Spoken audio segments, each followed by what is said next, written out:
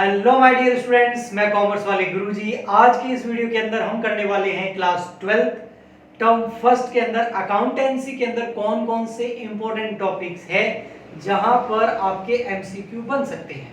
ऐसे important topics जहां से आपके एमसीक्यू बन सकते हैं, उन इंपॉर्टेंट टॉपिक्स को हम यहां पर देखेंगे।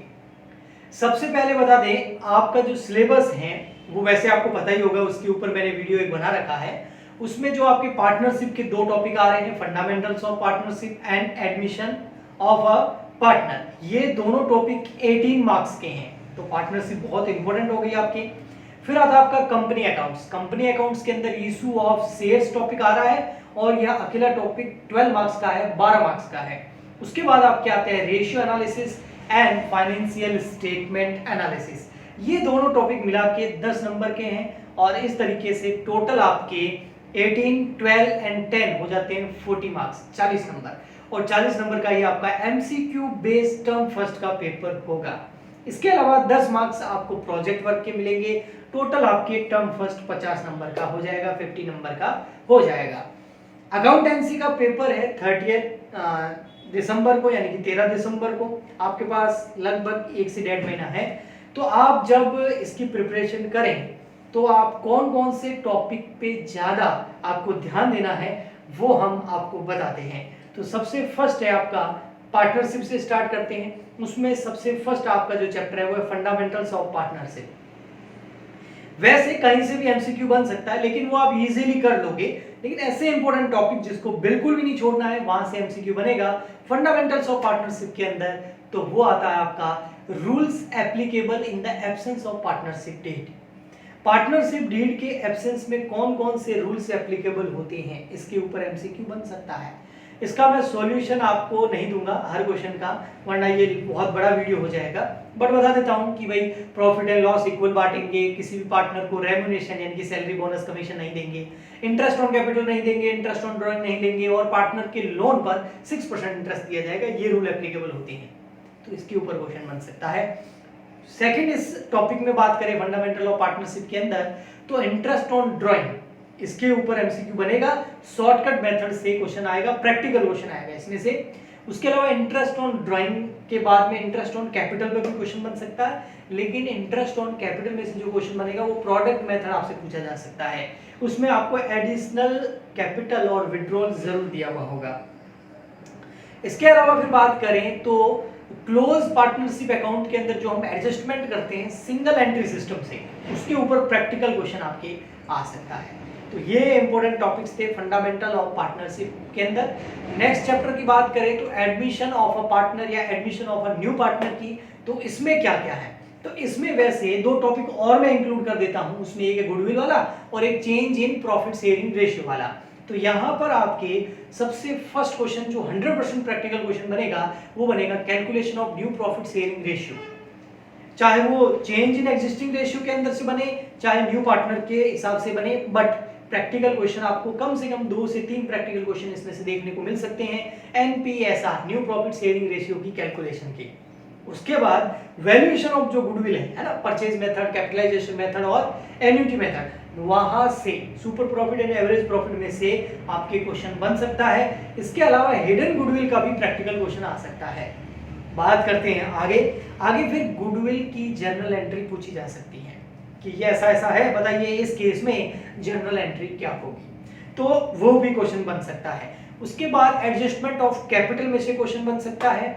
वर्कमैन कंपनसेशन रिजर्व, जिसको हम शॉर्ट में WCR बोलते हैं, उसमें से भी क्वेश्चन बन सकता है। IFR यानी कि इन्वेस्टमेंट फ्लक्चुएशन रिजर्व, इसमें से भी प्रैक्टिकल क्वेश्चन आपको MCQ के हिसाब से आ सकता है।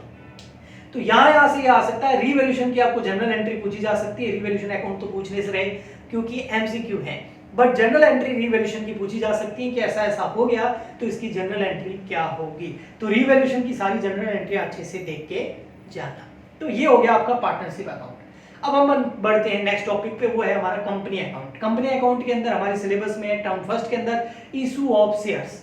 तो इशू ऑफ शेयर्स वाला जो टॉपिक है, इसमें 2 तरीके के क्वेश्चन आ सकता है। एक प्रैक्टिकल पार्ट आ सकता है, एक थ्योरेटिकल पार्ट आ सकता है। प्रैक्टिकल पार्ट की बाद में बात करेंगे, पहले थ्योरी को देख लेते हैं। तो थ्योरी के अंदर आपके टाइप्स ऑफ कंपनी में से क्वेश्चन आ सकता है।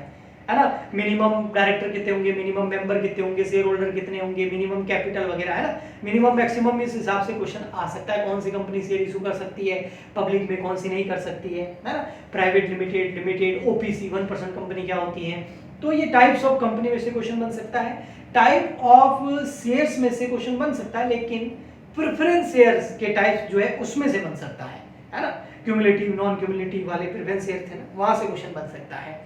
इसके अलावा बात करें फिर तो आपके over subscription and under subscription से क्वेश्चन बन सकता है।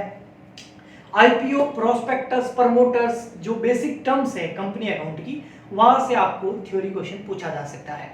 बात करते हैं कंपनी अकाउंट के अंदर प्रैक्टिकल पार्ट की, तो प्रैक्टिकल पार्ट के अंदर आपके issue of share, forfeiture and re issue, इसमें से प्रैक्टिकल क्वेश्चन आएगा। एक क्वेश्चन आपकी इशू ऑफ शेयर से आएगा, एक प्रैक्टिकल क्वेश्चन री इशू शेयर से आएगा, एक फॉरफीचर से भी आएगा, और ये एक एंट्रीज के हिसाब से आपसे पूछा जाएगा, या कोई अमाउंट की कैलकुलेशन आपको दे सकते हैं, जैसे share issue other than cash, है ना, जो हम एसेट के बदले में शेयर इशू करते हैं, प्रमोटर को शेयर इशू करते हैं, है ना, या फिर इशोप हो गया, है ना, राइट शेयर हो गया। इसके ऊपर आपको थ्योरेटिकल क्वेश्चन या प्रैक्टिकल पार्ट आ सकता है।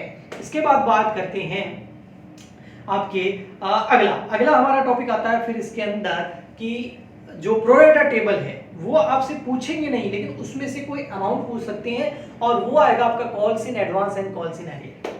कॉल्स इन एडवांस की इंटरेस्ट रेट क्या है, ये सीधा पूछा जा सकता है। कॉल्स इन अरियर की इंटरेस्ट रेट क्या है, ये भी सीधा पूछा जा सकता है। तो 12% एंड 10% है ना, आपको याद होना चाहिए।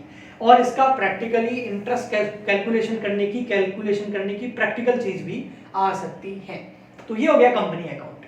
अब बात करते हैं लास्ट टॉपिक हमारा, वो है financial statement and ratio analysis. तो पहले फाइनेंशियल स्टेटमेंट को ले लेते हैं, एनालिसिस ऑफ फाइनेंशियल स्टेटमेंट। इसमें जो है आपकी एक फाइनेंशियल स्टेटमेंट का जब एनालिसिस करते हैं तो वहां पर कुछ रेशियोज हैं, 3 रेशियोज है ना, परसेंटेज वाला है रेशियो, 3 रेशियो है वहां पर, आपको पता हो तो, एक ट्रेंड एनालिसिस वाला है ना, तो वहां से आपको प्रैक्टिकल क्वेश्चन आ सकता है।